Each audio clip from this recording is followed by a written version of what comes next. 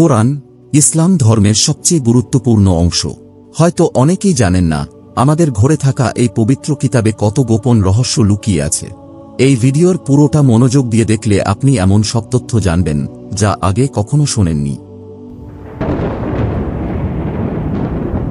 মক্কার কাছে একটি পাহাড় আছে যার নাম জাবালে হেরা বা মাউন্ট হেরা। এই পাহাড়ে মহান আল্লাহর শেষ নবী হযরত মুহাম্মদ সাল্লাল্লাহু আলাইহি ওয়াসাল্লামের সঙ্গে প্রথমবারের মতো আল্লাহর ফেরেশতা হযরত জিবরাইল আলাইহিস সালামের সাক্ষাৎ হয়। সেখানেই নবী মুহাম্মদ সাল্লাল্লাহু আলাইহি ওয়াসাল্লাম প্রথমবারের মতো আল্লাহর পক্ষ থেকে ওহী বা বার্তা লাভ করেন। সেই প্রথম বার্তাগুলো ছিল সূরা আল আলাকের প্রারম্ভিক আয়াতসমূহ। এই দিন থেকেই ফেরেশতা জিবরাইল আলাইহিস সালাম নিয়মিত আসতে থাকেন এবং নবী মুহাম্মদ সাল্লাল্লাহু আলাইহি ওয়াসাল্লামের কাছে আল্লাহর বাণী পৌঁছে দিতে থাকেন। নবী মুহাম্মদ সাল্লাল্লাহু আলাইহি ওয়াসাল্লাম আল্লাহর পক্ষ থেকে পাওয়া প্রতিটি বার্তা মানুষদের মাঝে পৌঁছে দিতেন। যখনই নতুন কোনো ওহী বা আয়াত আসত, নবীজি তার সাহাবাদের জানাতেন। সাহাবীরা এসব আয়াত মনোযোগ দিয়ে শুনতেন এবং সাথে সাথে তা মুখস্থ করে ফেলতেন। কেউ কেউ খেজুর পাতায়, পাথরে কিংবা উটের হাড়ে সেই আয়াতগুলো লিখেও রাখতেন। এই ওহী লাভ এবং সংরক্ষণের এই প্রক্রিয়াটি প্রায় 23 বছর পর্যন্ত চলেছিল। শেষ পর্যন্ত নবী মুহাম্মদ সাল্লাল্লাহু আলাইহি ওয়াসাল্লাম যখন 63 বছর বয়সে ইন্তেকাল করেন, তখনও কোরআন পুরোপুরি একটি বই আকারে ছিল না, বরং তা ছিল মানুষের হৃদয়ে মুখস্থ ও বিভিন্ন বস্তুতে লেখা আকারে। নবীজির জীবদ্দশায় কোরআন কোনো গ্রন্থ হিসেবে একত্র করা হয়নি। তখন কোরআনের আয়াতগুলো মানুষের মনে ছিল, আর কেউ কেউ তা পাথর, হাড়, খেজুর পাতায় লিখে রাখতেন। নবীজির ইন্তেকালের পর তাঁর সাহাবী ও শ্বশুর হযরত আবু বকর রাদিয়াল্লাহু তাআলা আনহু মুসলমানদের প্রথম খলিফা নির্বাচিত হন। তখন ইয়ামামার যুদ্ধে এক ভয়াবহ ঘটনা ঘটে। এই যুদ্ধে হযরত আবু বকর রাদিয়াল্লাহু তাআলা আনহু এর সেনাদের মুখোমুখি হয় এক ভণ্ড নবী, নাম মুসাইলিমা কাজ্জাব। যুদ্ধে 70 জন কারী যাদের কোরআন মুখস্থ ছিল তারা শহীদ হন। তাদের একজন ছিলেন হযরত সালিম মৌলা আবু হুজাইফা রাদিয়াল্লাহু তাআলা আনহু, যার ওপর নবীজি কোরআনের ব্যাপারে সবচেয়ে বেশি ভরসা করতেন। এই শহীদদের মৃত্যু দেখে হযরত উমর রাদিয়াল্লাহু তাআলা আনহু গভীরভাবে চিন্তিত হন এবং হযরত আবু বকরকে বলেন, সব আয়াত একত্র করে একটি গ্রন্থ আকারে সংরক্ষণ করা উচিত। হযরত আবু বকর রাদিয়াল্লাহু তাআলা আনহু হযরত উমরের কথায় সম্মতি দেন এবং এই মহান দায়িত্ব দেন একজন বিশ্বস্ত সাহাবী, যিনি ছিলেন নবীজির সহকারীদের একজন। সে ছিল হযরত জায়েদ বিন সাবিত রাদিয়াল্লাহু আনহু। পরে যখন হযরত উসমান রাদিয়াল্লাহু আনহু খলিফা হন, তখন তিনি কোরআনের লেখাকে একটি নির্দিষ্ট উচ্চারণ পদ্ধতি ও ধ্বনি কাঠামো অনুযায়ী সংকলন করেন, যেন সবাই কোরআন সঠিকভাবে পড়তে পারে। এইভাবেই কোরআন ধাপে ধাপে একটি পূর্ণাঙ্গ কিতাবে পরিণত হয়, যা তার বিশেষত্ব ও বিস্ময় জগতে প্রমাণ করে দিয়েছে। যে আরবি ভাষায় কোরআন অবতীর্ণ হয়েছে তা আরবি সাহিত্যের সবচেয়ে পরিপূর্ণ, মার্জিত ও শ্রেষ্ঠ রূপ। এই কিতাবের প্রতিটি শব্দ ও বাক্য গভীর অর্থবহ এবং নির্ভুল।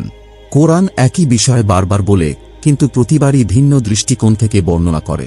সব শব্দ পরস্পরের সঙ্গে এমনভাবে জোড়া লেগে আছে যেন এক অপূর্ব শিল্পকর্ম। আজ কোরআন নাজিলের 1400 বছর পেরিয়ে গেছে, কিন্তু আজও এমন আরেকটি কিতাব কেউ তৈরি করতে পারেনি। আল্লাহ নিজেই সূরা ইসরা আয়াত 88-তে চ্যালেঞ্জ দিয়ে বলেছেন, বলো, যদি মানুষ ও জিন একত্রিত হয়ে এই কোরআনের মতো কিছু আনতে চায়, তারা তা কখনোই পারবে না, যদিও তারা একে অন্যের সাহায্য করে। নবী মুহাম্মদ সাল্লাল্লাহু আলাইহি ওয়াসাল্লামের জীবনের বক্তব্য বা ভাষণেও এমন আবেদন পাওয়া যায় না যা কোরআনে আছে। এ থেকেই বোঝা যায় কোরআন তার নিজের লেখা নয়, বরং এটি আল্লাহর পক্ষ থেকেই অবতীর্ণ হয়েছে। হযরত আলী রাদিয়াল্লাহু আনহু ছোটবেলা থেকেই কোরআন পড়তেন।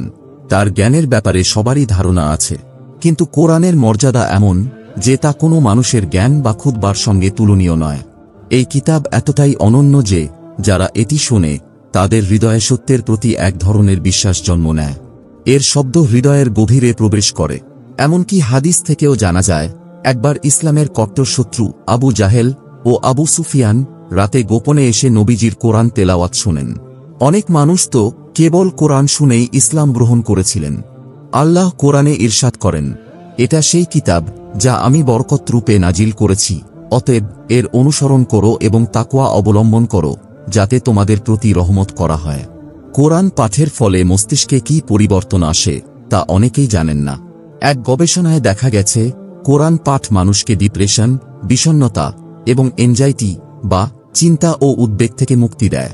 ওই গবেষণায় বিভিন্ন ধরনের মানুষকে পর্যবেক্ষণ করা হয়, যেমন ছাত্রছাত্রী, গর্ভবতী নারী, ক্রীড়াবিদ ইত্যাদি। সবার ক্ষেত্রেই দেখা যায় কোরআন পাঠ এক ধরনের থেরাপি হিসেবে কাজ করে, যা মানসিক চাপ কমিয়ে আনে।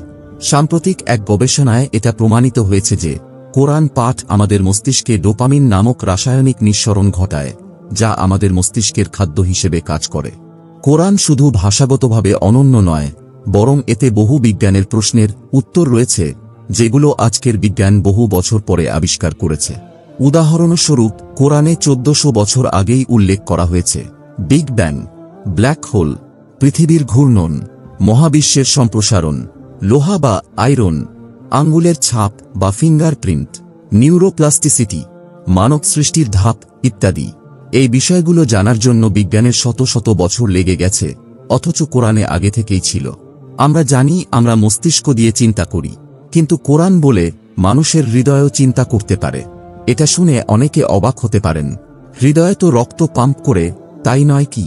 কিন্তু আধুনিক বৈজ্ঞানিক গবেষণায় দেখা গেছে মানুষের হৃদয়ে 40,000 বিশেষ ধরনের সেল রয়েছে, যাকে সেন্সরি নিউরনস বলা হয়। এরা স্বাধীনভাবে চিন্তা ও অনুভব করতে পারে। অন্যদিকে বিজ্ঞান বলছে পৃথিবীতে পানি এসেছে উল্কাপিণ্ড বা মেটিওর থেকে। কোরআনে বলা হয়েছে, আমি প্রতিটি জীবন্ত জিনিস সৃষ্টি করেছি পানি থেকে। এবং এখন বিজ্ঞান আবিষ্কার করেছে মানবদেহের কোষের সেল ভিতরে থাকা সাইটোপ্লাজমের 80% অংশই পানি। 28 নভেম্বর 1967 সালে বিজ্ঞানীরা প্রথমবারের মতো পালসার স্টার এর একটি শব্দ আবিষ্কার করেন।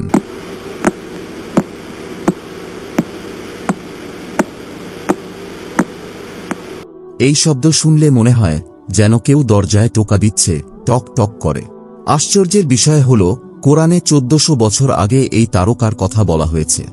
ওই আয়াতে এই তারার নাম বলা হয়েছে তারিক, যার অর্থই হল আঘাত করা বা টোকা দেওয়া।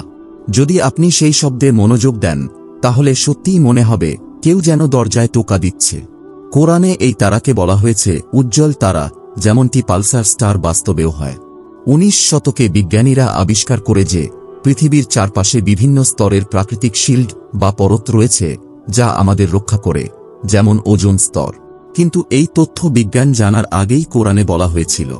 এছাড়া কোরআনে ভ্রূণের বিকাশ বা এমব্রায়োলজির সম্পর্কেও 100% সঠিকভাবে বলা হয়েছে।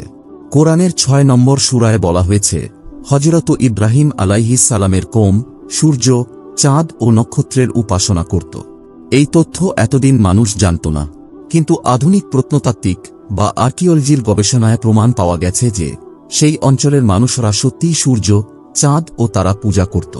এটা ছিল এমন এক জ্ঞান যা 1000 বছর গোপন ছিল, আর 20 শতকে বিজ্ঞান আবার তা আবিষ্কার করে। আধুনিক বিজ্ঞান আরও বলছে, যখন মানুষ মিথ্যা বলে, তখন মস্তিষ্কের একটি নির্দিষ্ট অংশ সিঙ্গুলেট গাইরাস সক্রিয় হয়। কিন্তু কোরআনে এটারও ইঙ্গিত দেওয়া হয়েছে বহু আগে, যদি সে না থামে, তবে নিশ্চয়ই আমি তার কপালের সামনের অংশ চেপে ধরব, সেই কপাল যা মিথ্যাচার ও পাপ করে। এছাড়াও বৈজ্ঞানিকভাবে মানুষ চোখের পুতুলি নিজে নিয়ন্ত্রণ করতে পারে না, এটা তার অজান্তেই ঘটে। কিন্তু গবেষণায় দেখা গেছে যখন কেউ মিথ্যা বলে, তখন তার চোখের পুতুলি প্রসারিত বা ডিলেট হয়ে যায়। অর্থাৎ কারো চোখ দেখে অনেক সময় বোঝা যায় সে সত্য বলছে না।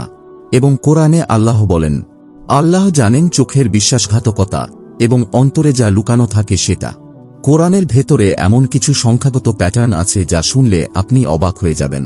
উদাহরণস্বরূপ, 1 বছরে 12 মাস হয় এবং কোরআনে শাহর বা মাস শব্দটি ঠিক 12 বার এসেছে।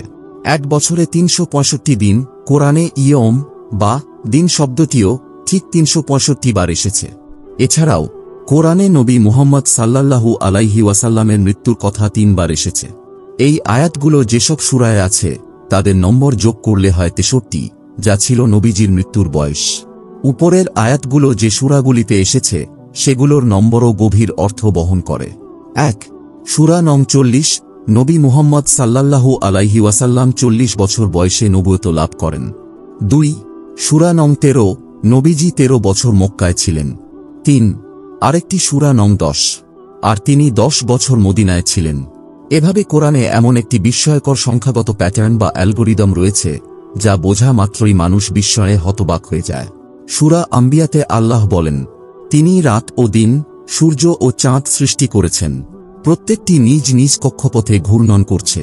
এই আয়াতে কুল্লুন ফি ফালাক শব্দগুলো ব্যবহার করা হয়েছে। যদি কুল্লুন ফি ফালাক বাক্যের প্রতিটি হরফ বা অক্ষর আলাদা করা হয় এবং একই ধরনের হরফ একত্র করে দেখা যায়, তবে এটি এমন এক গঠন তৈরি করে যা আমাদের সৌরজগতের মতো সব হরফ যেন একে অপরকে অরবিট করছে।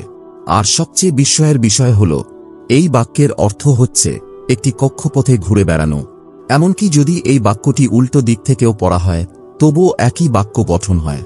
অত্যন্ত চমকপ্রদ এবং অবাক করা বিষয়। আর্থ এবং সিরাস নামক এক তারকার মধ্যে দূরত্ব হচ্ছে 861 আলোকবর্ষ। কোরআনের সূরা আন-নাজমের প্রথম আয়াতে ওই তারার কথা বলা হয়েছে, আর সূরার 32 নম্বর আয়াতে পৃথিবীর আর্থ এর কথা এসেছে। এই দুই শব্দের মধ্যে 861টি হরফ ব্যবধান, যেটি হুবহু সেই আলোকবর্ষের দূরত্ব। এছাড়াও কোরআনে আয়রন, লোহা শব্দটি যে স্থানে এসেছে তার আগে পর্যন্ত মোট 5100টি আয়াত রয়েছে।